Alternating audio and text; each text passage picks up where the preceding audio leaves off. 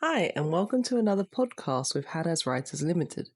My name's Charlotte, and I'm a Year 2 teacher with experience in working in a nursery for children aged 0 to 4 years old. If you haven't heard any of these podcasts before, then check out Hanaz Writers' YouTube and Spotify channels. In today's podcast, I'm going to be talking about why there are so many different ways to write something and look at content and structure of our writing. So the purpose of writing is the content. At school, we teach writing skills to our students with a specific end goal. That goal is to ensure that they have a purpose to their writing. They're writing something for a reason. They're sharing information with other people. One of the things that we teach in Year 2 is the different ways that information is shared with others. And this can be done through posters, leaflets, letters, diary entries, and so on. And each of these styles of writing has a meaning and a purpose to their content. Poster, for example, gives readers information about an event that might be happening soon. For example, it could be a play or a fun fair or the circus, and it's going to be happening very soon. It could be used to share an idea, to tell the readers about something important. For example, in the past, there used to be wanted posters which showed a picture of a person who had maybe done something bad. Maybe they were a thief and they were stealing things. And the wanted posters was to help to try and catch them. So anyone who saw the poster instantly knew and understood that this person was a bad person. And there was an award for that. They'd get rewards if they could bring that person to jail. Another type of way we can share information is through leaflets. And leaflets are made to give to people, handed out. They're smallest pieces of paper, can be given to a person. And then the letter will hold information about something. And it could be the same thing as the poster. So they could have the poster. The difference between the poster and the leaflet is that the poster will stay put. If they put it up on a wall, it will stay on the wall. If you put it up on a door or a house, a brick wall or a house door, it will stay there. It's not something that someone can take, well, unless they rip it off. But the posters are meant to be up all the time. Leaflets are the smaller ones, and they could be posted and put into people's letterboxes, and people can pick them up, take them home, and keep that information at home. So leaflets and posters are two different kinds of things that can share information in this way. Letters are another way of sharing information, and they can be different sized pieces of paper, can be put in an envelope and given to a person. And this letter will hold a bit more private information, really, than anything. It's more private than a poster, because it's information that can only be shared with the person that is receiving the letter. That's why letters are put into envelopes, because they're hidden away, and only the person's name who's on the letter, and they can give it to them, only they can then read what's in the letter. And if they wanted to share it with other people, then it's up to that person to share the information. So the information on that letter is not for everybody to know. It's just for them. Other types of styles of writing include, diaries and journal entries. Again, these are more personal ways of sharing information because a person is writing down their thoughts and feelings. And it's their own experiences of an event that may have happened to them or has happened to them. This may not be something that they want to share with the general public or people that they don't know. So usually generally diaries and journal entries are booklets that people write in and then they keep it to themselves. And it's because it's very personal to them, it's their thoughts and feelings. Other ways of writing include writing a book and a poem or These styles of writing can be shared with the general public. And because books and poems are made to share information, they try to share with as many people as possible. For example, a book could hold a story that you want to tell. And it could be a factual book about something, or it could be a fictional book about something. Either way, you want to write it and you want it to be told to as many people as possible. Writing a book and writing your own poetry is something that you want to share with others. So there's a certain way that you write it, You include lots of adjectives in the text, or you could include images and visuals to have in your book and your story or your poem. And it's just a nice way to share with others. Poems are also nice. They can be, things are written down in a poetic way with rhyming words. And again, they can use language to create visual imagery through their words, which is quite nice. But again, all of these different types of styles of writing are very different to each other. So we'll look a little bit and talk about the format now of these types of writing. So that was the content. What you're writing is important. It has a purpose. There's a meaning to it. Now we look at the structure and the writing structure of each of these and why the format is different for each one.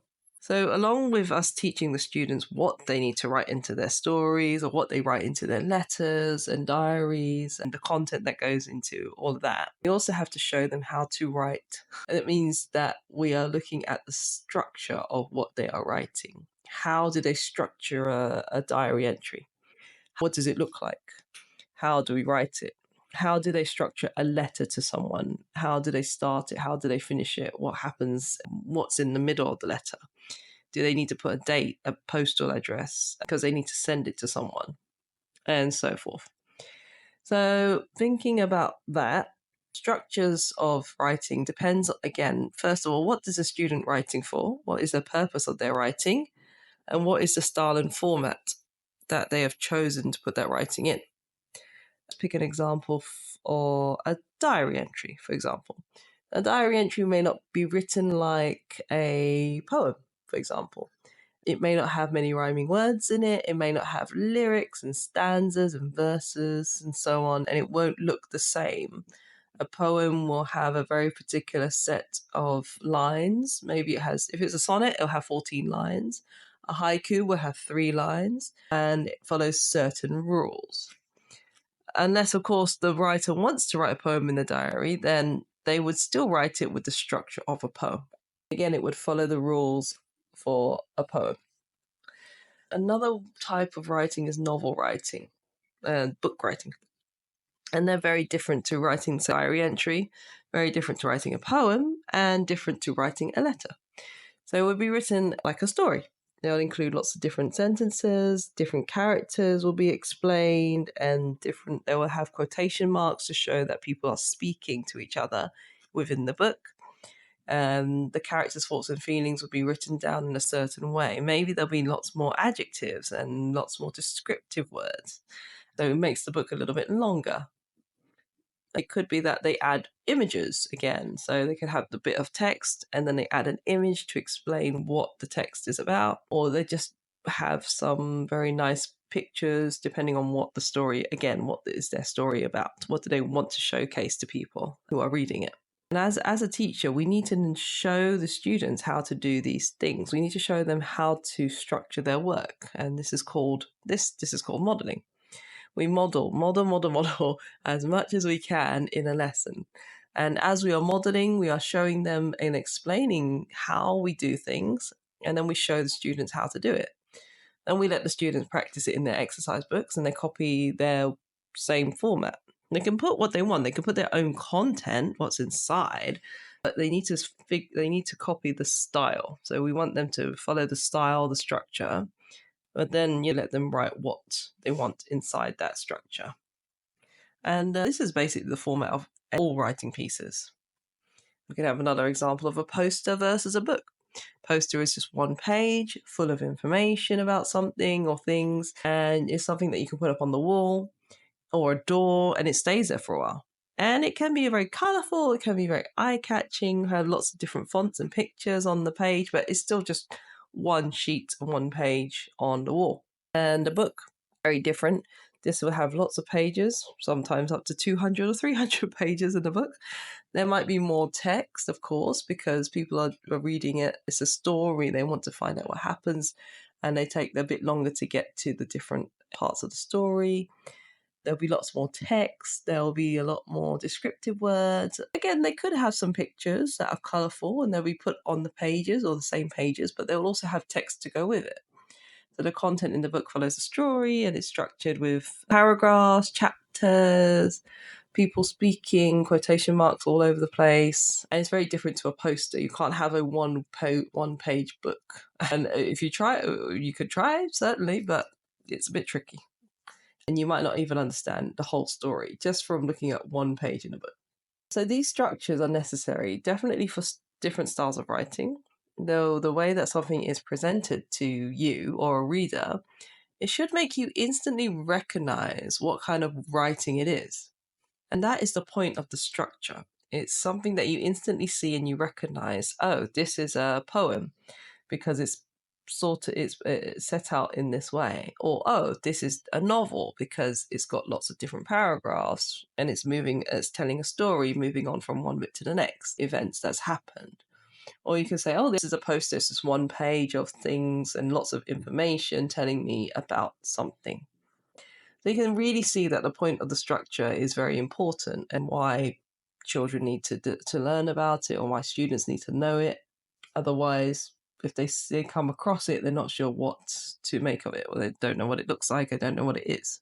So even if you can't see what the writing is, what it looks like, you can then hear it based. So someone could be reading it out to you, and you hear it based on the content and what is inside of that writing piece, that structure, and what is actually being presented to you. So someone could just be reading out the poster and you'd be like, oh, I get it, that's just information about an event that's happening end of Friday this week, and lots of people will be going to it maybe, and it will start from 7:00, finish at 9, and so on. So that way actually that's just a poster, it's not a story.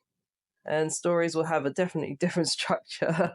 So someone is reading a story to someone who might be blind and they can't see, and they can understand that what they're listening to is a story and not just someone recounting their day, for example. Overall, I think it's very important to know the content and the structure of a piece of writing that you need to do before you even start putting pen to paper. You need to have a clear purpose for what you're writing and why. And once you have that clearly in your mind, and only then you can start writing and making your piece. So thank you for listening to this podcast. That's all from me for now. Let me know what you think. Do we still need this structure and this formats while we're in our writing? How could this change as we move forwards into the future? Or will it ever change? Or will it just stay the same? If you've enjoyed this podcast, thank you very much. Like and subscribe to Hanaz Writers YouTube and Spotify channels. And I'll be making some more podcasts in the future. You can also follow Hanaz Writers on Instagram, Facebook, and Twitter. Their handle is @hanaz.writers. Thank you very much for listening, and until next time, bye.